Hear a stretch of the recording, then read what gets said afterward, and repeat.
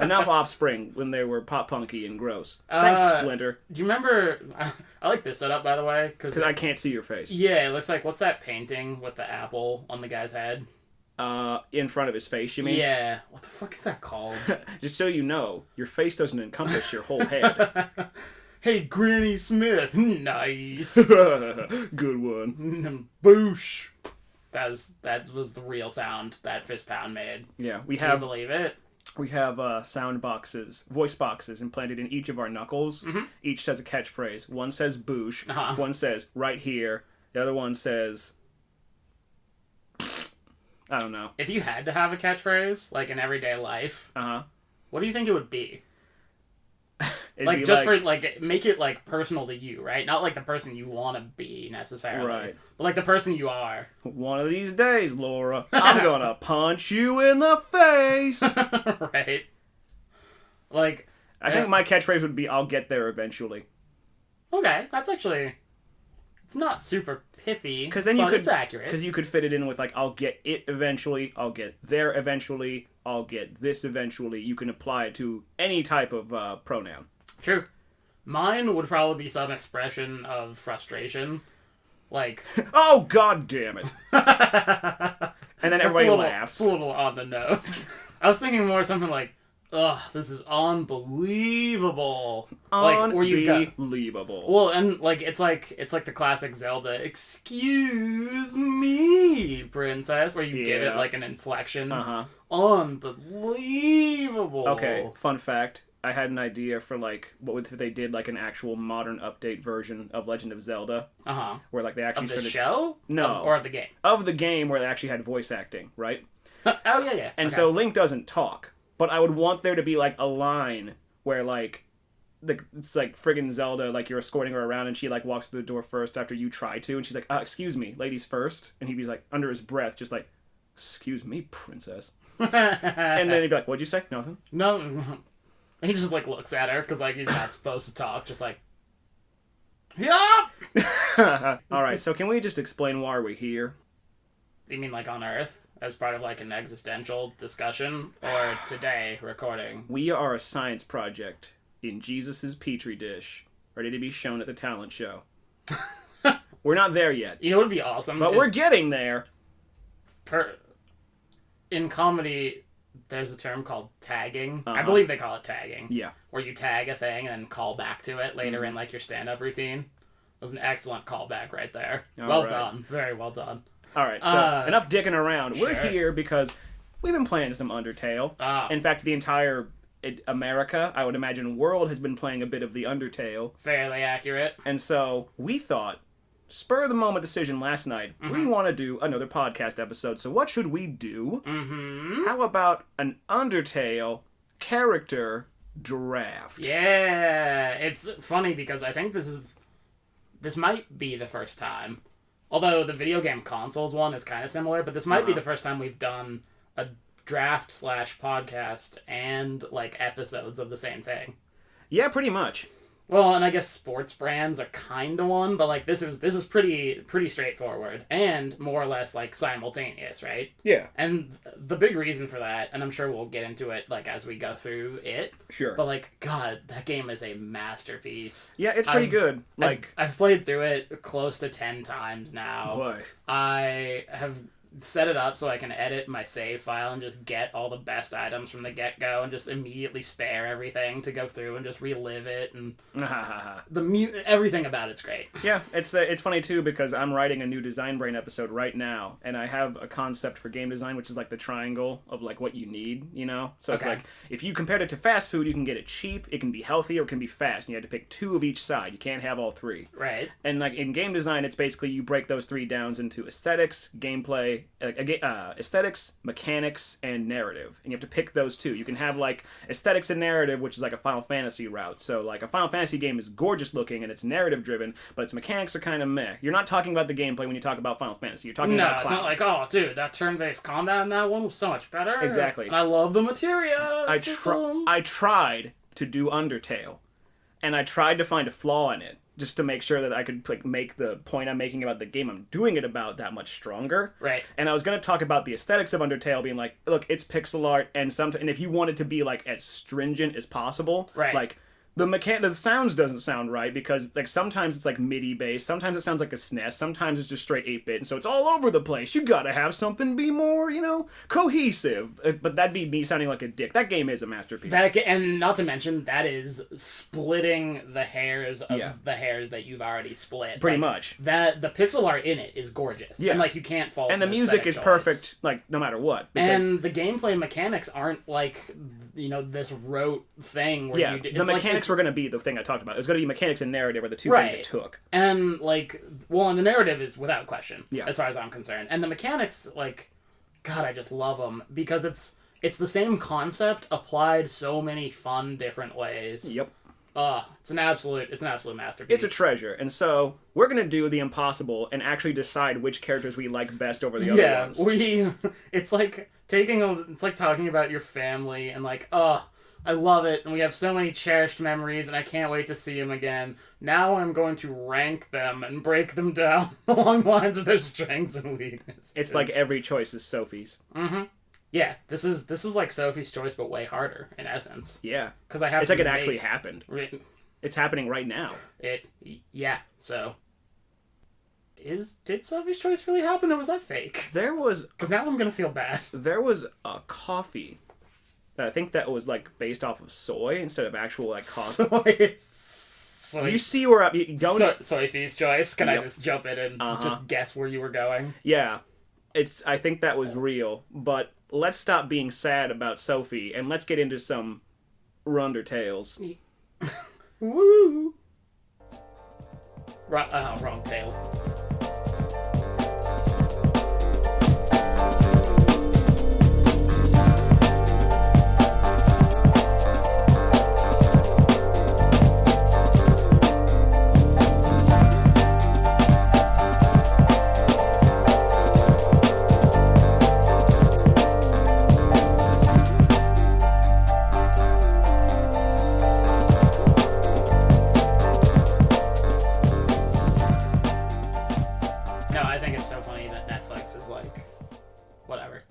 Oh, you slated. Sorry. Yeah. So Netflix, you'll never know what we were talking about. No. All right. So are we going to decide who gets to go first by punching each other to death or knifing? Because I think knifing would be faster. I tend to agree, but I feel like punching would be more gratifying. Yeah. I feel like you'd feel it more. We get to use our friggin' sound machines. Yeah. They didn't call the movie Knife Club. They called it Fight Club. That's the sequel. Knife Club. It's just like a stabbing ring where you stab a guy and then they die, and it's like, well, that wasn't cathartic, and it says nothing about the human condition. New World Order! and then the wrestlers from NWO come out. We were gonna take down the credit companies, but everyone's dead. And all the doctors we had are treating the ones that didn't die. And then they're gonna have to stab each other, and no one's gonna like that. Yeah. Doctors stabbing doctors. What a world. Doctors without interpersonal space borders. Doctors without Bactine, bacitracin, whatever. Oh man, doctors without morals. Oh. That'd be awesome. That'd be friggin' Bioshock land. Yeah. All right. I'm gonna flip this friggin' vitamin water. Dude, flip something actually coin based, because that's top heavy. Whatever. How about we just throw this sticker in the air and whatever side it lands on? So call it in the air if you want the white side or the logo side. Okay. Logo side. Logo side up, you gotta go first. Awesome. You lucky son of a bitch. That was actually pretty fun. I actually kind of like the capriciousness of sticker flipping instead of coin flipping. Yeah. Because it's just so much more woo! It's like throwing a knuckleball. Yeah. My friend. I'm super happy I gotta go first because the first pick for me, I put together a board. I should mention, by the way, we're doing 6 each. Yes, we're doing 6. Usually we do 5. Yeah. I put together a board of almost 20. Wow. Right off the top. Just as here's who I would consider. But the top spot came down to one of 2. Ultimately. Yeah. So, first overall, I'm taking Papyrus. Oh, no! Papyrus is Papyrus is the best character in that game. Yeah. Also, I love how it sounds so fake when I scream. Yeah. Oh no! It sounded so sarcastic. No. Like, oh no, you took Papyrus, the character I had 7. No, stop. However, will I recover? No, stop. It's like a Sans answer. No, stop. Don't. Papyrus is like the most. He's just so earnest. I love. He's so serious about everything, but at the same time, so naive. It's funny that you picked him first because I'm just gonna make my joke now. Okay. He's like the Boney Fife of the game. Sans gif. Rim shot. It's funny because in a more serious Let's Pun form, I have a theory about Papyrus. All right. And that's that the real main character of the game is Papyrus. Really? So, and spoiler alerts, by the way, we should also put up a warning. If you're listening to this, you probably have played the game. I hope so. And if not, definitely consider holding off until you do play it. No, ruin it. Ruin it all! You paid your $10. Papyrus, in addition to loving Papyrus, like, his jokes are silly, and his little, like, yeah catchphrase is awesome. And the fact that he wants to capture you and ends up befriending you and dating you, that's all wonderful. But that game, especially when you do a genocide run, essentially hinges on what you choose to do with Papyrus. Yeah. If you kill him... He's the turning point. If you kill him, there's no going back. If you spare him, then it's just a normal, like, regular, like, middle sort of neutral playthrough. And I was only defending myself. No, please. Right. And here's the thing. Like, when you fight Papyrus, like, he wants so badly to capture you, even though he loves you. He cares so much about, like, being in the Royal Guard, but he cares just as much about you, which I love, because, like, his whole conflict is, like, I want to do what's right for Undyne, and I want to do what's right for the human, because the human's my friend. And even if you kill him in the genocide run, he still tells you... I still believe in you. He still believes in you. And if you spare him at the last second, he is perfectly willing to forgive you. Yep. Just like that. And everything Sans does is for Papyrus. Yep. Almost everything Undyne does is for Asgore and Papyrus. I think Papyrus is really the main character of that game. Sure enough. And you could make a Papyrus game where all he does is walk around and make people happy, and I'd play that game. I would 100% play that game. He loves everything and everyone. He's got one of the coolest songs in the game. I love his design, his little, like, sassy battle armor stance. Yep, his battle body. Papyrus, I love, love Papyrus. Easy for me, first choice. Was he first on yours? No. Oh, really? I'll say the first would probably be his bestie, not his brother. My first pick is Undyne. Really? Nice. Undyne is a stone cold fish bitch. Dude, Undyne rules. And the funny thing is that, like, the way we decide our list is very different. I tend to agree. I think if I could live in a world with these, like, choice characters, if I had to pick them out of, like, the entire world of that, and I had to only pick a few, I would have to pick these 6. Okay. So first I'd have to take Undyne because there's nothing about her that's, like, fake. Right. So this is exactly what I wrote. So, as a warrior, she's the most consistent, she's the most trained, there's no gimmick to her whatsoever. She's basically trying to decide whether or not, like, she's cautious of you every step of the way. Every single step of the way. And if she wants to be your friend, she's your best friend. If she wants to be your enemy, she's going to fucking kill you. Yep. And there's, like, nothing, like, gimmicky about her. Yeah, there is no neutrality. There's no middle ground for her at all. I fucking love it. So, like, if you, like, fight Sans in the game, he's attack heavy, but, like, you hit him once, he folds like an envelope. Right. But if you fight Papyrus, he doesn't fight you. Right. Whereas Undyne's just all like, I am here to fucking kill you. Undyne was ready to kill you in both playthroughs. There you go. So, like, when somebody who's that dedicated and determined, and then is just all like, you know what? Yep. Yeah, it's that kind of thing. It's like, you can be both things to both people, and what hinges on that is what they decide to do. And that they meaning you, the player. Right. And so I would fucking hang with that fish, and the only thing that I count bad is if I was a fish dude, I could never hook up with her. Wait, why? Because she's into, yeah. Yeah. I got you. We'd be friends, though. I got you, fam. She's like the friggin' Rosa of that game. I like that. That's actually a pretty fair analogy. Except for Rosa is very, like, stoic, low-key and stoic, and Undyne's the exact opposite. Yeah. It's like she blows picks up a boulder. She uses a spear to stab her pasta plate, or she pasta does. cooker. And I love how you try to get up to make tea. She's like, sit the fuck back down. I love Undyne. I had her at 5, just because that's how hard this is. Like, if I had taken Undyne, like, second or first or whatever, I'd be like, okay, makes sense. Here's the thing that I wrote down about her that I think is the most indicative of why I like her so much. So in the Genocide playthrough, she takes the hit from Monster Kid. Of course. Because she's really, like, she's essentially the game's hero before... She's the second protagonist next to Papyrus. Well, no, Papyrus is the main character. But Undyne's the hero. She's the monster hero. Yeah. Because she has, she naturally possesses determination, which is why when you kill her... She fights back. She refuses to die, and then tries to kill you in one of the most frustrating parts of the game. I think my exact words when we were playing was, "What the fuck, bitch?" Bad words. I need to curb that. I guess so. But, like... I mean, it's funny. It's so funny because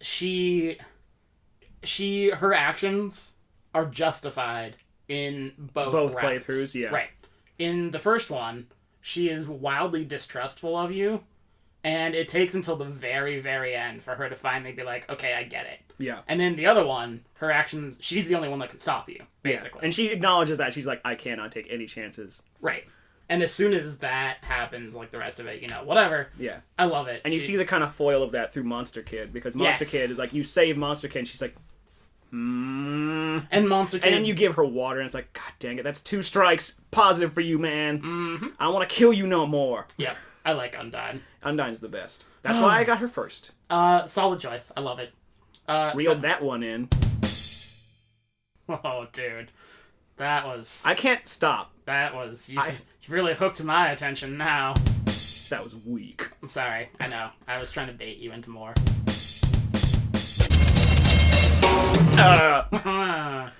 My brain is splitting apart. Time to Number 2, please. Time to tackle my second box. I'd tackle her box. Oh! Oh! Such a not joke. I know. I like the idea of this character who just makes not jokes and goes, "Ew." Fucking hype man for Sans. Hey, speaking of, my second pick is Sans. Oh, you little dirty brother stealer. Nice. Sans, first of all, I feel wonderful that I got both of them. I did not expect that. I figured you'd take one. But for me, they were 1 and 2 on my board. Sure. Sans... They're 1 and 2 on everybody's board. That's probably true. Sans has the most, like, wonderful... Sans is essentially, like... He's me. He's essentially... I was going to say you, but I meant, like, Frisk you. Uh-huh. He has the power to do whatever he wants. Uh-huh. He understands how timelines work. He has the power to absolutely destroy anything and everything. And instead, when he meets you, he just turns around and shakes your hand with a whoopee cushion and makes silly jokes and puns the whole time and talks about, like, I don't really care about capturing humans. I just want to take a break from all my jobs because I'm lazy. And it's like, I respect that because I feel very similar. He's the most human out of any character that entire game. Right. And, like, you could go through the game killing all the monsters, but I don't really care about carrying monsters. Like, if you flip the script, it's the same thing. And he's so powerful, and all of his power, and really most of his decisions, are based on how much he cares about Papyrus. Yeah. And the rest of the monsters. But, like, when you kill, like, Papyrus in particular, and save everyone else, not only does he let you have it in the Judgment Hall, but it alters, if you go back through Snowden and talk to the NPCs, they're all like, yeah, I wonder whatever happened to those skeletons. They don't really come by here anymore. And it's so sad. It's just so depressing. Oh, like for me, it's funny that the reason I picked Undyne first was because I mentioned that there's no real gimmick to her character. She's just like as determined as she needs to be, period, to do whatever she needs to do. With Sans, the thing I didn't like about him was the fact that, like, he steps aside as you kill all these monsters. It's just like, dude, you could stop that, like, right now. That is true. That is completely irresponsible. Because, like, it's like, ha, yucky jokester man. I'm not meant to be serious. It's like, okay, everybody in this world is dying, and you're the only one who can stop them now. Which is why he's the second fight. So. See, but the counterpoint to that is... why bother? He knows why bother. Because he knows you're more powerful than he is. Even if he kills you 1,000,000 times, you'll come back that 1,000,001st time. That's why Undyne was my first pick. I tend to agree. I think that makes more sense. Yeah, so it's like, I appreciate... I still like Sans better. I appreciate a character who takes more stake in the things that they do. That's fair. Like, if you understand, like... It's like, because it's like fucking adopting a nihilistic point of view. Like, everybody's just all like, oh, you must be depressed all the time. Nah, man, everything doesn't matter, so we're all just dust in the wind. I'm gonna do whatever the fuck I want. Yeah, but I don't know, that's more realistic in a sense. I know, but that's kind of lame. And it's more emblematic of, like... Undyne. Okay, that's fair. I'll give it to you. Alright, and the other reason I would... Oh, shit, never mind. Okay. I was going to write down, like, I wrote down more reasons why I didn't pick certain characters that you'd expect me to pick versus why I would actually pick them. Okay. The reason I would pick Sans is because this is going to sound like everybody on the internet, like, I relate to that dude too much. Right. Where it's like, literally we are trained and we have the power to do anything we want, but we're just going to sit around and do nothing. Mm-hmm. Because, and he even says it at some point, he's like, look, you've got food, drink, you've got great friends. Like, life in the underground ain't so bad for you, human. Yeah. And it's like, that's nice. True. It's like, he's like the anti-capitalist dude in the game. Right. It's like, you don't gotta need no more murder. You ain't gotta need no more killing. You got everything you need right here, buddy. Yeah. All good. Yeah. Suck it, capitalism. Take that. I was gonna say, the reason I was actually gonna pick Papyrus too is the fact that I identified with him way too much. Yeah. When I met him the first time playing the game, I had to kill him because he reminded me way too much of myself. I don't understand how you had to. I just had to. That doesn't even make sense. Because it's just like this fucking dude, just a big old goofy-ass goober just running around thinking that he needs to be better for everybody when he doesn't even realize that everybody loves him for who he is. Mm-hmm. Son of a bitch, I wanted to hug you, but I also gotta choke you. And when for his part... Choke the truth into you. For his part, he doesn't, kill you. Yeah. So much as he captures you and throws you in his garage where he gives you a dog bed and food. It's so cute. Oh, humans are animals. Oh, so there you go. Sans 2. At 2 Sans? Yeah. That's not even a joke. Alright. So you took Papyrus, so I have to take my next pick. I'm taking Asgore. Interesting. I take Asgore because, again, in terms of structuring this list, I think about the kind of people they actually are in spite of all the things that happen around them. Okay. Asgore is the single most tragic character in that entire story next to Flowey. I was going to say, Azrael. I disagree. But yeah. Yes. But next to them, yes. So we even talked about this. Dude loses both of his children, loses his wife, and has to resort to either murdering children to bring hope to all of his people, or single-handedly, watch his entire kingdom suffer and fall and die. Yep. And he's just like, well, I guess I can't be nice, so I might as well be dead. And then at the end of the day, and at the end of it all, he's still like the butt of everybody's jokes. Yep. And everybody still treats him like, oh, he's a big fuzzy pushover. He's a big Fuck that dude. Goofball. Aww. And it's just like, you fucking see that spear in his hand? Mm-hmm. If he wanted to, he could just completely destroy things. That's why he's the king. He's King Sans. Nice. That makes sense, and that actually makes me feel bad. I didn't even have him on my list. Oh. Because I think Asgore, you don't see enough of him for him to leave that much of an impression on me. You know what I mean? Like, he's referenced through the whole game, but you don't learn how tragic he is until the end, and that's a bummer. Yeah. What you're saying is absolutely right. Yeah. Like, he knows the inevitability is you have to fight him, and he has to fight you. Like, it has to happen, because... it's the only way to do it. The thing that gives me pause about him, though, is it doesn't have to happen. He takes away your option for mercy. And then at the end, when you give it to him, he's like, oh, well, that's cool. I didn't even realize that was an option. Thanks, man. And it's like, well, why the fuck did you take it away? Yeah, Come on, man. And that is kind of dopey, but at the same time, like, look at all the shit he's been through. Still, Toriel believed in you the whole time. Yeah. And Asgore didn't. Is kind of where my head's at. Asgore didn't, because why should he? I guess. And, I don't know. Maybe he's talking to Sans, too. It's like, listen. He is very tragic in that sense. I'll give it to you. Like, if Sans just walks up, it's like, hey, King, look. Okay? Look, man. Hey. King boy. King boy. Hey, King boy. Jeez, Sans. It's like, you see the spear in my hand? Yes, sir. Yes. I'm just a bony boy. His fight is also really cool. Good music. The first time you do it, because it's, if I remember right, it's the first fight in a pacifist game that you actually have to fight where you through. literally can't do anything but fight him. Yep. Because if your mercy is taken away, your ability to act does nothing except for trigger the dialogue box. That Dialogue bog? Dialogues bog. Is that some different dialogue bog? Some different language. Yep, I translated that from 4 languages. Didn't know you spoke Afrikaans Indonesian. I translated it through Afrikaans via Babelfish, and then into German, and then back into English, and then back into Afrikaans. Just for fun. Yeah, just to see. Actually, those sound kind of fun. I want to take a sentence like, the quick brown fox jumped over the lazy dog, and then I want to translate it through all the languages and then back to an original language and see how different it looks. That would be funny. On point, Although, though. I bet the algorithm would probably keep it the same in those. Anyway, you're right. Solid choice. I feel a little bit bad that I didn't have him on my list now, but solid choice. Mm-hmm. See, and that's the thing. How can you pick just one? Now, moving on to your next pick. All right. This is funny, by the way, because at the end I want to know where on our lists each of our picks were ranked. Because for me, I've gotten my 1 and 2, and I'm about to get my 3. All and right. for me, you've gotten my 5 and my unranked. Ha My third pick, I'm taking Frisk. Okay. Frisk, I think, makes the most sense in terms of, A, you're the protagonist, right? Sure, yeah. Which is an easy, simple enough reason. You're not unnamed character. You as Frisk, which, nice, by the way. To me, that's a little callback to Zork. Ageless, faceless, gender-neutral, culturally ambiguous adventure person. Afghan cop. We should name a character that in the game. That's actually not a bad idea. You are essentially the agent of change in that game. You are the most powerful because you are the player.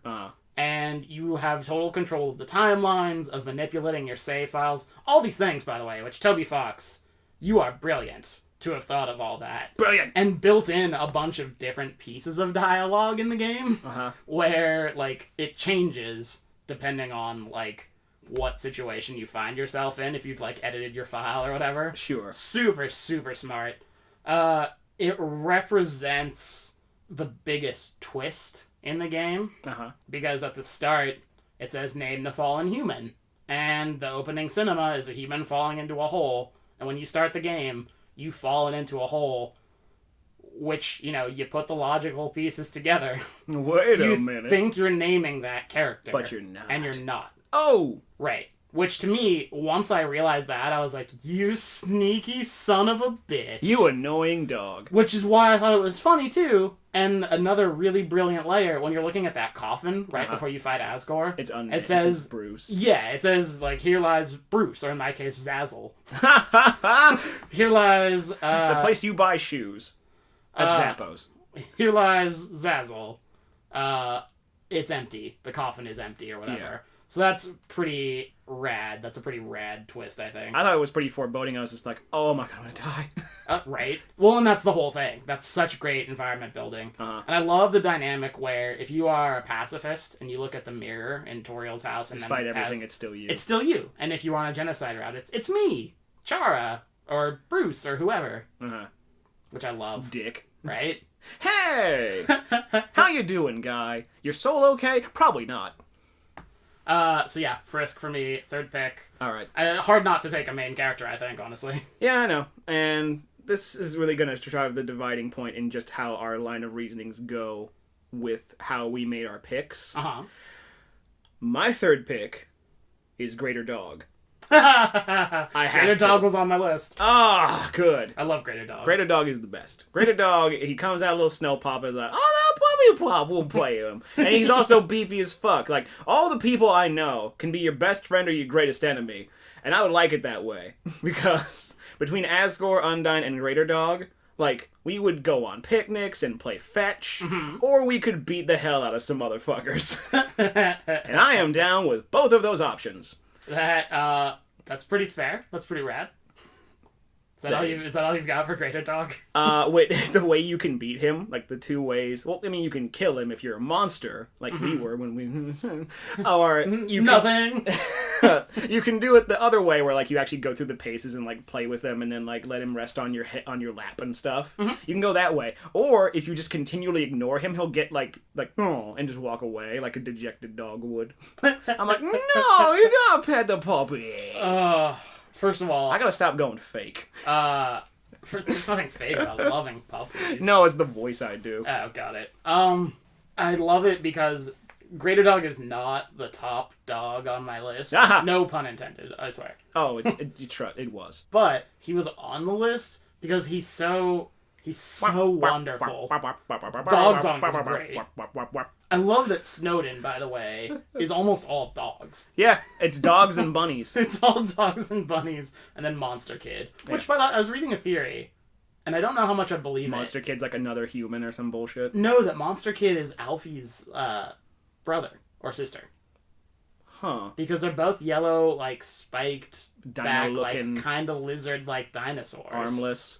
Mm-hmm. Well, see, you're right. But it's kind of interesting. I was like, hey, man, I kind of buy that. I say, plus it's the one that Undyne protects, so it's just like, I'm gonna watch after you little brat kid. And you never get to see, like, their parents or whatever, but, No. like, you remember walking through Waterfall and listening to the wishing flowers? Yeah. And how it's a brother and a sister or whatever talking about their wishes? That's my dream, too. Mm-hmm. And then when you're killing everybody, it's, like, silent. A lot of people are speculating That's, like... that's Monster Kid and Alfie's. Oh.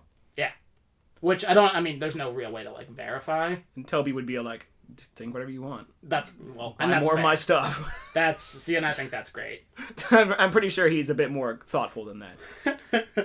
I suppose that's true. Yeah. But, say, if I was a creative person, it'd be so like, fucking, yes, think about my stuff more often. Okay, so it's to me, and we're on 4. Yes, we are. Well, my 4th pick, I'm not going to say who it is, but I'm going to skip it. Because I didn't think I was going to get all of the first 3, and I'm sick of taking characters simply for their, like, mechanics and, like, everything. You gotta take the sentimental choice. I think I know what you're gonna go with. Okay, let me know if you get it right. I'm taking Flowey. Fuck. Mm-hmm. I said Sundarplane. I thought you'd take that one. Like... Sundarplane is on my list. Oh, that's an honorable mention for me. Well, I guess, yeah, on my honorable mention list. I'm taking Flowey because you talk about it with Asgore. What did Flowey do wrong? Yeah. What did Asriel... and they're sort of different. Yeah. But, like, what did Flowey really do wrong? Flowey did nothing to deserve anything that happened to them. Yeah. Asriel befriended a human. And then that human died. The human happened to die, which is tragic. Asriel took the human to the surface to honor their last wish. The humans killed him, and he didn't fight back. Then he, like, fell on the flower or whatever and became Flowey. So Flowey is just this soulless creature that can't understand the world around it, and yet is, like, essentially the agent of change for everything. He's the first character you meet. He's the last real character you fight. Yeah. He is... Do you know that if you actually type in Flowey, if you want to game your character that, it says, I've already taken that name? Yep. Oh! There's a lot you can do that with. If you know. type in Sans, like it's Undyne. like, nope. Nah, man. My favorite, though, is if you type in Papyru, because you can't spell it all, it just yells, I'll allow it! But, yeah, so, in a way, I wrote down, and this pun is intended, it's kind of like a Flowers for Algernon thing. Oh! Because Flowey has no soul, and then gets all of the souls, and then is faced with the incredibly, incredibly sad prospect of going back to having no soul. Yep. And that is heart-wrenching. Plus, narrative-wise, that's all the dramatic tension in the game. And I get to tend the flowers. Time to prune the flowers. It's like the friggin'... I saw a comic a friend of mine did, and it's like, why are you so obsessed? It's Sans talking to Flowey. And it's, I might just even put a link in here, but it's like it stands talking to Flowey, and it's like, I don't think she actually likes you. Well, let's find out. And he starts plucking the petals off. It's like, oh god! So if I could cheat, I would take Flowey / Asriel. Sure. If you want Asriel, that's fine to split them. No. But if I could get, like, what they represent. You get the concept of Flowey. What they represent in tandem. Sure. Makes the entire game so much like it drives so much of its emotional weight. And that final fight, first of all, terrifying. The one against Flowey, horrifying, nightmarish. The one against Asriel, awesome. Yeah. It's like One Winged Angel. Easily the coolest part of the game. Yeah. The music that plays during it is rad. The visuals are outstanding. Saving all of your friends. Oh my god. Yep. Good stuff. Ugh. All right. So it's on to my next pick. You getting the vapors? Vapors. What the fuck, man? I know. All these emotions. Big tough men. Anyway. Fucking my next pick. It's coming out of left field a little bit. Okay. Lesser Dog. Nice! Lesser Dog was the top dog on my list. Yeah! I love Lesser Dog. There you go. I gotta say, I love him because he's the dopey little fun man, and you want to pet him, and his neck gets all big and it's funny, and he's carrying a sword like what? And he's like, oh, I want to pet him, puppy pop. Yep, he's so cute. Yeah. Just like, I just love the, I love you. Oh, yeah. And, like, he can't get enough of it. And he's so joyful. There's one playthrough out there, I swear to God, where someone is just petting the fuck out of that dog forever. Even though it's still telling you there's no more. Yeah. It can grow. He's like, no, it can go. I can go further. See, and then Gaster shows up. It's like, listen. I'm barely real. Get a real dog, man. What I wrote down as my first bullet point, I had Lesser Dog at 11. I wrote down he's essentially the symbol for dedication without like the skill to go with it. And his snow dog crafting kind of reminds me of you, like as the player, not like you. I was gonna say, like, you're looking right at me when you say you, and I'm like, what the fuck, No, man? I'm trying to look at the mic to enunciate better. It's a metaphor for how you can be kind to the monsters and inspire them to be determined and hopeful in your own way. That's why the deer even was just like, that dog thinks he's gonna do something. He thinks he's gonna make all the little snow towers in his own or snow sculptures. Yep. I love Lesser Dog. Lesser Dog is fun. Lesser Dog's a great choice. Yep. This one isn't on my list, but I almost put Annoying Dog on here too, which Toby has said is him in the game. Like, that's who it represents. Of course. Just when you think you're figuring something out, bad! Yeah, that whole legendary artifact. Yep. You're carrying too many dogs. And he's just like... See ya. See ya! Okay. Oh, yeah. Okay, good. We're doing 6. Yes. Okay. So, I am up to my 5th. I'm gonna take... Alright. I'm gonna take Muffet. Oh, okay. Spider Tea. I had Muffet down a little further. But there are a couple cool things about Muffet that I like in particular. Okay. The first is, like, her design, her aesthetic, and, like, the whole fight. Probably my favorite in terms of, like, most fun in the game. Sure. The music's awesome. The fact that she's trying to feed you to, like, her monster pet or whatever, and, like, has you in control and gives you the one, like, most unique mechanic of, like, the rail combat. Yeah. I love it. I think that's all great. It's like Frogger. Yeah, exactly. I mean, it almost literally is. The little spiders that come in and tell you what's coming next, that's awesome and adorable. On today's menu, your death. The other thing about Muffet that I really like is that you can avoid fighting her by like eating the spider donut or whatever. You can, there's 2 ways. So one is if you're in the ruins, if you buy a donut for like 7 gold or whatever, and you eat it in the fight, she's like, "Where'd you get that? Did you steal it?" And then a spider comes in. Fucking bitch. No, a spider comes in and it's like, "Oh, you bought it. Awesome. Thank you." Or like how that's my first response. Yeah, like, did you steal it? Fuck you. Hey, whoa. I got my own money. Steal this. Then you get a fly swatter. Oh. For a spider? I guess it'd still work. Anyway, don't get too hung up on the particulars. I'm really stupid. If you buy one in Hotland, where they're 9,999 gold each, she's like, "Oh, college for everybody." Well, right, and there are 2 ways to do it. The first is to grind super heavily forever. The second is to just open your damn file 0 and give yourself infinite money and just buy as many as you fucking want. And then you walk in, she's like, "Wow, you contributed all that money to us," because her cause, like if you remember in the middle of the fight, is that she wants to get a limousine to take the spiders from the ruins to Hotland. What? Because they will die if they go through Snowden. Because because it's cold. And here's the real kicker, and the real reason I put her on the list. If you kill her, like if you betrayal kill her... Yeah, the spider comes out like... That is not only heart-wrenching, but you get no money for it. Which implies she had no money to begin with. Oh. So she wasn't lying, and she wasn't greedy. She needed to raise money for the rest of the spiders. Wow. Yeah, how does that feel? Fuck. Right?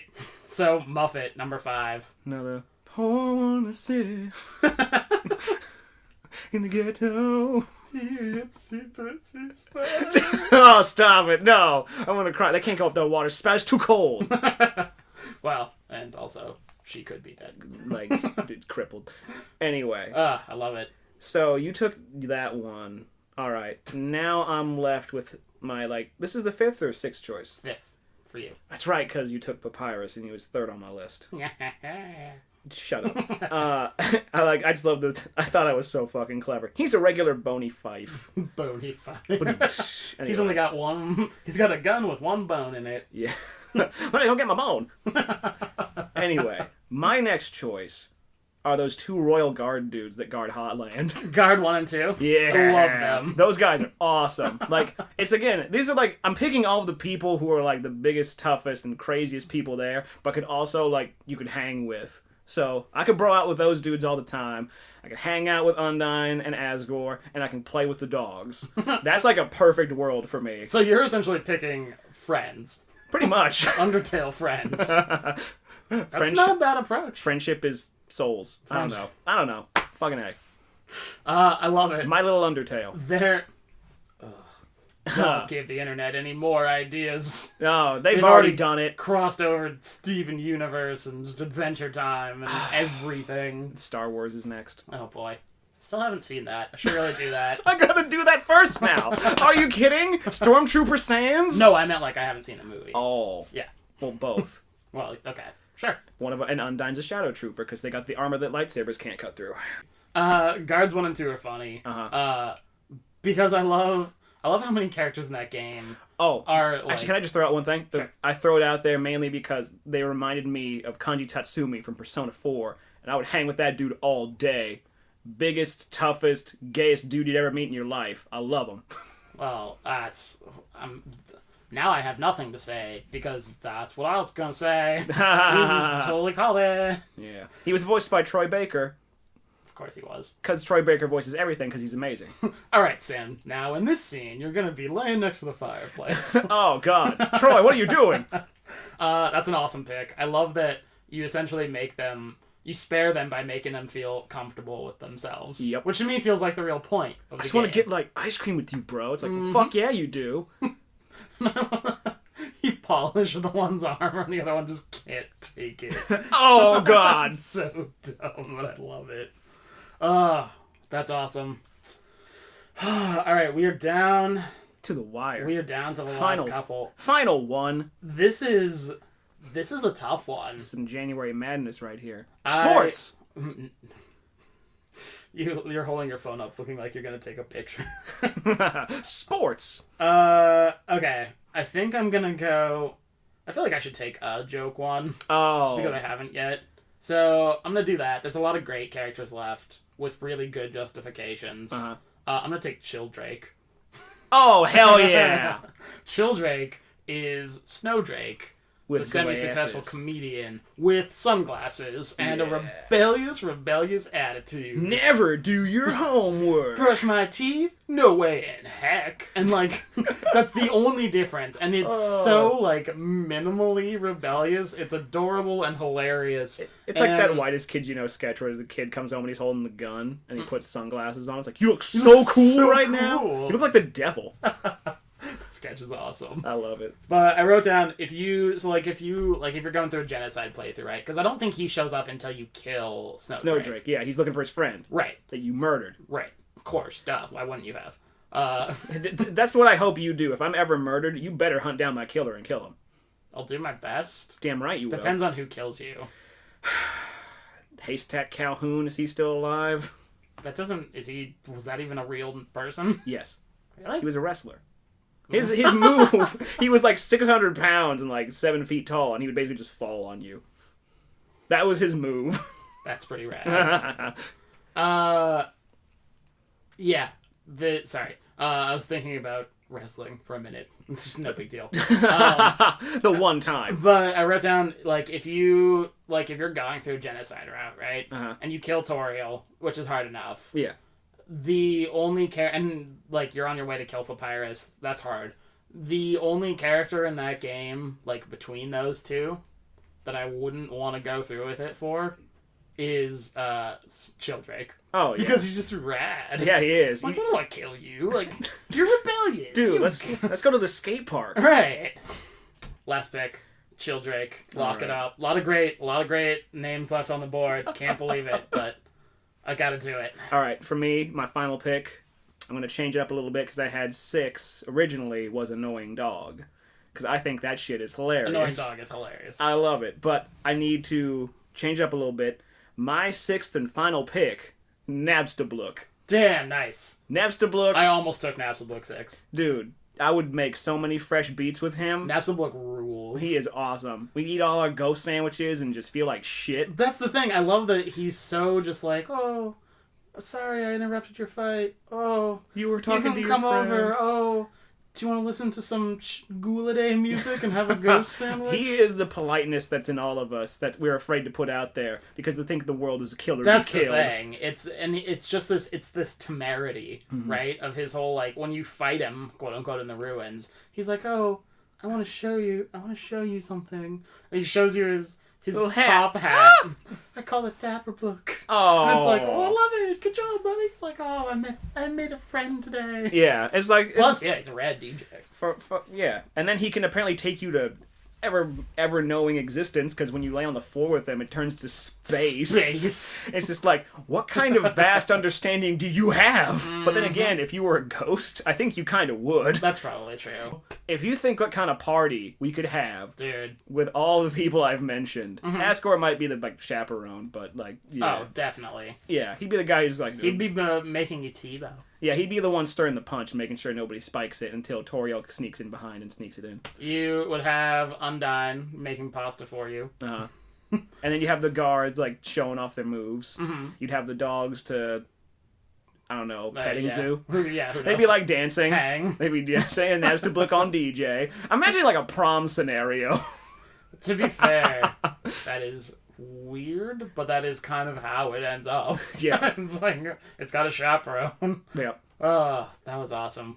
There's a lot of great characters left on the board. Oh, too many. Too many. My number 4 on my board when I started to change up was Toriel. How did none of us take Toriel? Yeah. Toriel's your goat mom. I know, but that's awesome. It's like when you leave home for the first time. It's just like, I'm just gonna be worried about you. Like, I know, but I gotta be a man. The only other one I had on my list worth mentioning that I thought about taking 6th was Monster Kid. Oh, yeah. Because Monster Kid is the same to you in both playthroughs. Yeah, until it's just like, hey, at the very end, he's just kind of like, wait a minute, I see the light. And Undyne means so much to Monster Kid that when you threaten when you are going through it pacifist-wise, yeah, and then you go save him, he stands up to his hero for you because he knows her opinion is wrong, which is, like, one of the most, like, single most courageous acts of bravery in the whole game. Yeah, and if Undyne was like a dick, she would have just been like, fuck you, get out of my way. Right. And the game would have been over because you'd be dead. And then in the genocide playthrough, when you start shuffling toward him, and he's like, he can't believe it, and then he stands up to you because that's what Undyne would do. Yep. And it's such it's such courage, and it's such, like, it's being an actual kid. It's being an actual kid. It really is. We didn't even mention Onion Sand. Oh no! How could I forget the character that shows up in one room and doesn't do anything? Even Toby was like, why'd I make this character? Dude, that's like mentioning the little grumpy Goomba that's like, these puzzles are all lame. Move this box. Then when you move it, he's like, you moved it wrong! Who cares? Too many. Too good. Mm-hmm. Too fun. Anyone you regret that you didn't get to? Or Papyrus. Papyrus is the main one. Because, like, I had it set up so it was like Undyne, Asgore, and Papyrus. So I'd have like the 3 royal guards right there. Nice. Because, he's still in training, whatever, but like you'd have the 3 like baddest mobs in there.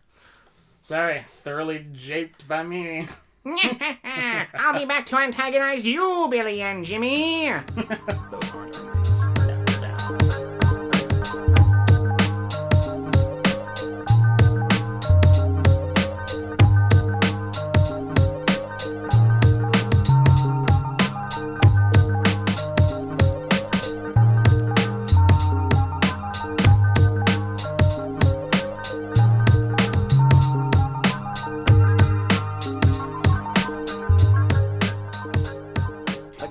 Friggin' Pokemon, man.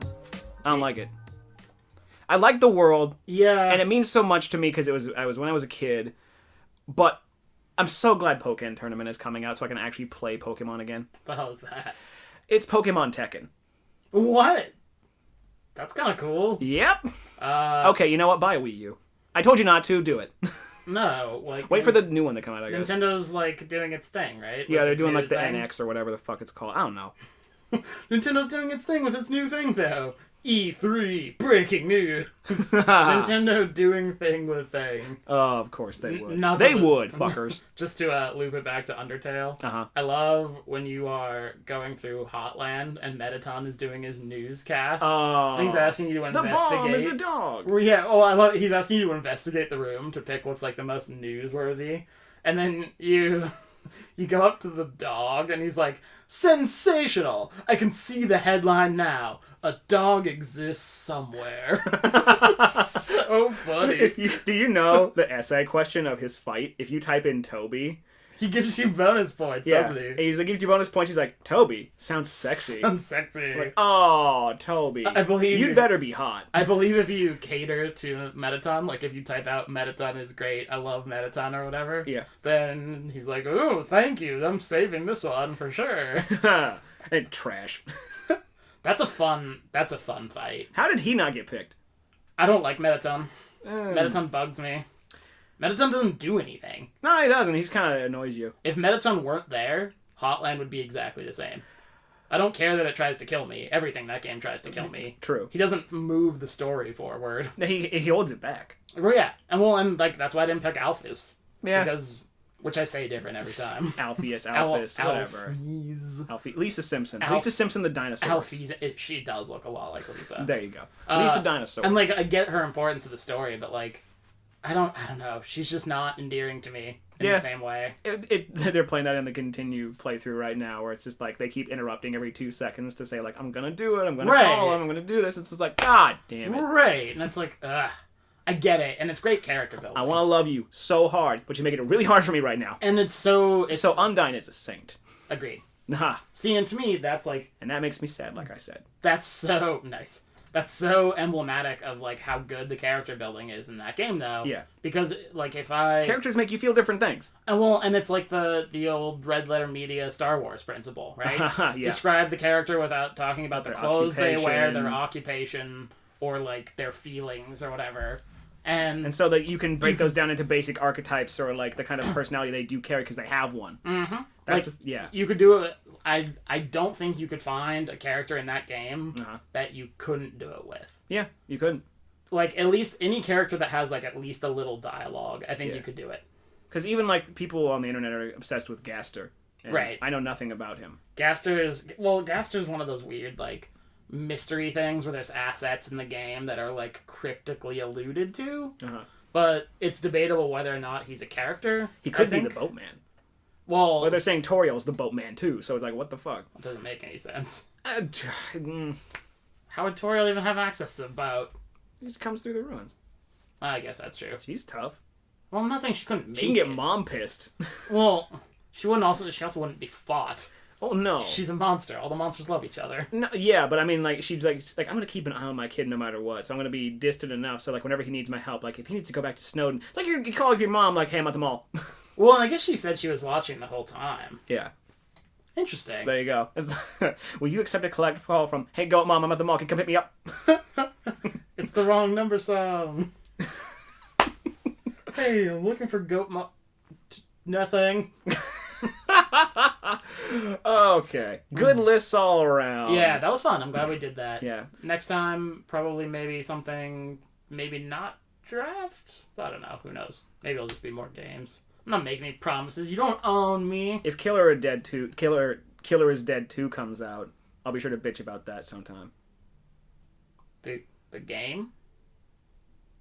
You just figured it out. That was a real question. I forget. Whatever. That's one of our old podcasts.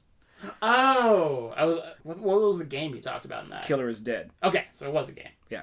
Okay. This outro sucks. It's not an outro. This is not. No, this isn't. I'm not doing a. We're not done. I'm not doing a bit. I'm trying to remember what the hell we've done. That's so weird to me that, like, you hear, like, YouTube people talk about it. That was a year ago. And, like, even I have noticed that if I go back and try and listen to some of the old things, I'm like, wow. Do not remember saying that. Yep. Do not remember thinking that. Very strange. It's surreal. It's pretty cray-cray. This world on the internet, there is no such thing as time. That's kind of, well, it's kind of true. That's why we relate to Sans the most. Damn it, why would he be my first pick? Boosh.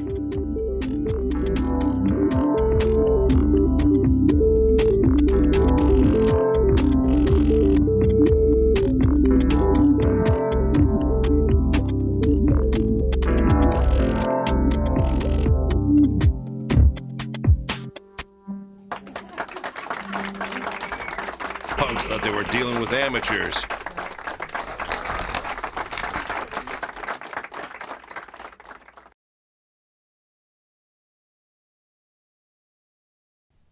Alright, I'm slating here. That's so much shit I gotta cut out from me talking about other shit in the list. Because, like, biggest, toughest, gayest dude, that's not gonna fly well with some people. Because I think he's awesome, and his sexuality makes him more awesome as a character. Yeah, I don't see what's wrong with that. Alright, I'll slate back in when I'm ready to talk about shit again. Okay, I mean, look, you do you. You use your judgment. I didn't think there was anything wrong with it. Right, it's just one of those things that some people say, well, why does this being gay matter? Why does it matter at all? No, but, like, I get it. When I wrote an article about Patrick Kane, people were like, what do you want to write about him? And I was like, we don't do ourselves any favors if we don't talk about these things. Like, I don't want to have to, dance around issues anymore. Yeah. That's like speak your mind. To me, calling him like the biggest, toughest, gayest dude is like saying the biggest, blackest dude. Yeah. Like, I don't think that's untoward. Like, that's a description of someone. It's not mean. It's not inflammatory. Like, move beyond the era of those prejudices. Yeah, like even if I did it like as a joke to make fun of him, I'd be like, well, yeah, I'd say that shit about him all the time because we'd be buds. Because I still like the dude, of course. And if you can't get over that, then it's a fucking problem. It's like a society that can say that kind of shit without the fear of like somebody being like, no, you should use this as a means to drive yourselves away from each other. That's bullshit. I'm not pointing at your phone. No, that's fine. Not to mention, not to get all like, linguistics-y on it, because my background isn't in that, but, like, it always bugs me when people have problems with, like, linguistic issues. Like, if I called you retarded right now... I wouldn't care. I wouldn't mean it in a way that denigrates the mentally challenged, because even though I'll never understand their plight, and I don't have anyone in my life that has that same plight, it doesn't matter. I'm not going to disparage you. I don't mean to disparage them at all. And, like, I don't think it's fair for someone else to say you can't say that because it offends me. Yeah. Because that implies that who the fuck are you to tell me what to say? That implies that their feelings should dictate the way I structure my message, even though the intent of that message had nothing to do with them. Exactly. Like, why? I don't understand, like, why put the impetus on me for that? Yeah, I was thinking about that. I was actually looking at our infamous footage, and I said retarded, and I was like, oh, should I say that? Like, fucking stop caring. Well, and, like, I get it. This is gonna go on at the end. And that's fine. I get that it's, like, a sensitive thing, and I don't know. Maybe it's just, like, the fact that I'm jaded or cynical now, but like, I don't care enough about catering to other people. Like, I don't view myself as a bad person. Yeah. And I don't view myself as someone that says things like that all the time. Yeah. So I'm not going to punish myself if one time without thinking about it, I'm like, God, that's so gay. Yeah. Like, yeah. Because, like, I don't like saying it, but I don't make a habit of it either. Yeah. Like, these things happen. Like, we're all people. We're all prone to mistakes and, like, whatever. If you do it all the time, I'd be like, okay, man, chill out. Big difference. I mean, like, it's like, fuck, bitch, Dude, shit, ass, whatever. These breakfast bagels are so gay, dude. Dude, I'm telling you, not a synonym for good. You gotta stop. Yeah, it's like that shit. It's like, I had the faggiest breakfast sandwich Right? today. Dude, oh man. This cocktail's so retarded. Let's stop right now.